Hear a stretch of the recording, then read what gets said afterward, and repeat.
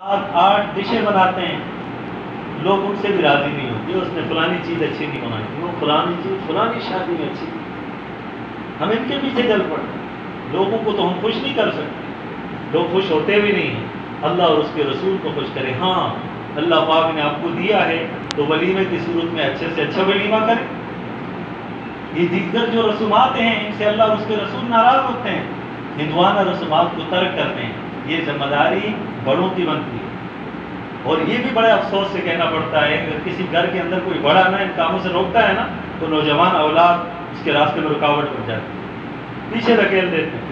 یہ بھی دین سے دوری کی وجہ ہے۔ اسی لیے گھر کے اندر جو نوجوان ہیں، جو بڑی عمر کے ہیں، جن کی بات چلتی ہے، جو برسر روزگار ہوتے ہیں، گھر کا کام وام چلاتے ہیں، یا گھر کے جو بڑے بزرگ حضرات ہیں جو گھر کی سربراہی کرتے ہیں، یہ ان کی ذمہ داری بنتی ہے، وہ پہلے ہی اپنے بچے اور بچے کے ذہن میں ڈالتے ہیں خبردار یہ اللہ اور اس کے رسول کے خلاف یہ کام ہم نہیں ہونے۔ جو اللہ اور اس کے رسول کے منشا اور اللہ اور اس کے رسول کی رضا کے خلاف ہو تو اس میں ہمارا سکون کیسے ہو سکتا ہے؟ یہ بات سمجھنے کی۔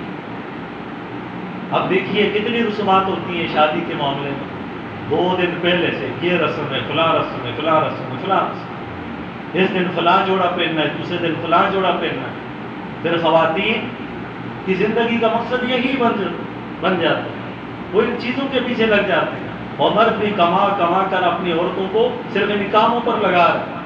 تو یہ